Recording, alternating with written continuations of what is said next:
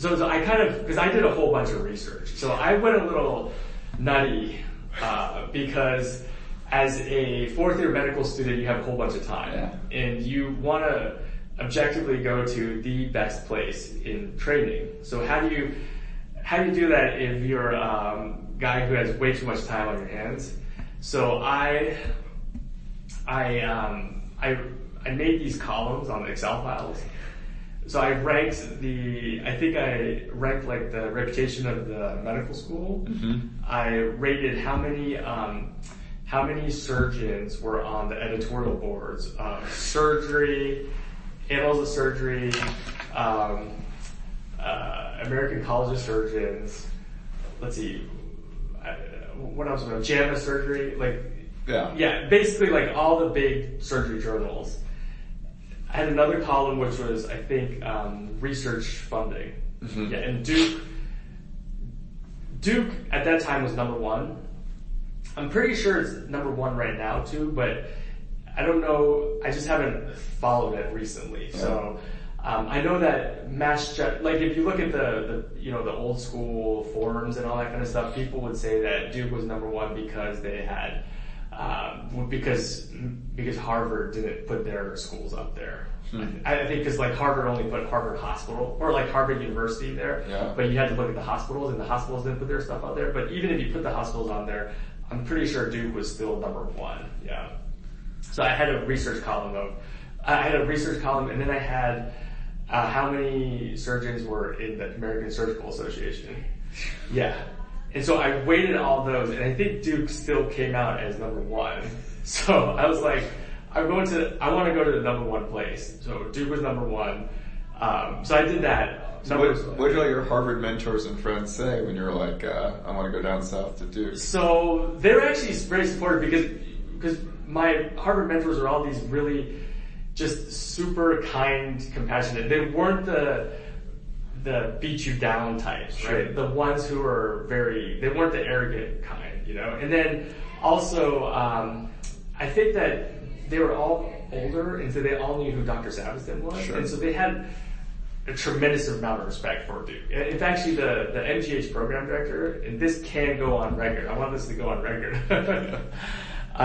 Don't mention the part where I say I want this to go on record. But, at that time, it was Ferguson, and I think it was Charles Ferguson, and I remember he told all the Harvard medical students that if you're interested in surgery, you need to read Savastin's cover to cover, not Greenfield, not whatever other textbook out. It was Savastin's, and so the people at Duke had a profound respect. And another thing that was funny, so my wife, she clerked for U.S. District Judge Bowler, Bowler. Mm-hmm. I think it was Marianne Bowler. Can I look this up real quick? Because I think this can probably go on record and will entertain some folks. Yeah, it's Marianne Bowler, Marianne. And her husband was... I'm gonna have to look up her husband. But her husband was a famous cardiologist at the Brigham. Yeah. And so they invited us to lunch at their house. And I remember her husband told Marianne, Duke is the best surgery residency. Like, Duke is the best surgical program, and they are our rivals, Yeah. Yeah, and so anyways, just to answer your question, like, it was viewed favorably that I went down. But it was also, like, they were sad and they wanted me to stay, but they understood why. The other reason why I wanted to go to Duke was when I came down to Duke, I'm sorry, can you hold on a second? But when I came down to Duke, it was a very impressive interview experience. So I still remember Danny Jacobs talking about outrageous ambition. I think that was his phrase. And how he wanted us to train. He was training the future leaders of surgery. And he also mentioned that he was the only surgeon on the editorial board of the New England Journal of Medicine, which had a deep impact on me. And then he really cared about surgical nutrition, which I did as well. So Really had a great time talking to him about that, and then met Brian Clary, which was was a good interview experience there, and then Dr. D'Amico. And then on that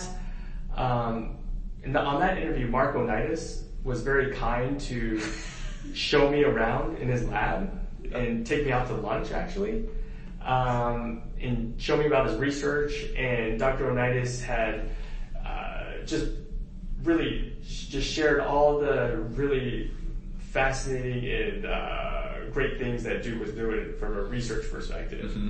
And then I also met Nick Anderson, who gave me the tour, medical school tour.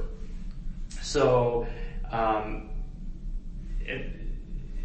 basically I was actually just blown away by the interview, like the interview experience. And I remember calling my wife that night, I think, let's see, I think it was it was probably the afternoon, but I remember calling her and just saying that I want to come to Duke. Yeah. So that's how that experience came about. So you got here. Who was in your intern class when you arrived? So it was Han Guang, Daniel Nussbaum, Jeff Keenan, Cameron McCoy, Brian Gulak. Hope I'm not missing anybody. Oh, Emma Neff. Yeah. But Emma decided to switch careers in the middle of intern year. What was it like being an intern at Duke? What year did you matriculate here? 2011, yeah. And what was it like being an intern? So being an intern was, actually I had a great intern year. So I will say, so like when I was an intern, so I think we actually were always under hours, Yeah. But there was no priority to log your hours correctly. Right. Yeah, there was just none. And I remember one of my chiefs told me to log my hours correctly, but that he always logged his hours from 6 a.m. to 6 p.m., 72 hours straight. So I think that was a guiding principle for several of us. But we were hardcore though. So my first intern rotation was with Danny Nussbaum at DRH. And there were times when, I remember, so Judson Williams told us that when he was an intern, at DRH, if he couldn't finish the notes in time, he would call his buddy, I think it was Drew Barbas, to come in at 4:30 a.m. to help him finish notes on time, so that they could round on time. Yeah. And I remember that happened a couple times where like Danny called me in and I called him in, so that we could finish the paperwork. But we probably took it a little bit too intensely. I don't think that you needed to do that in hindsight, but we were so intense, and we were very, we had this mentality that we just need to follow. We followed orders, that we were silent, and that you would give it your absolute best. Yeah. And to the extent that we were giving up cases to the jars, like we were giving up appies and lap choles, and then I remember thinking, I remember having to ask permission to do IND, I think. Yeah.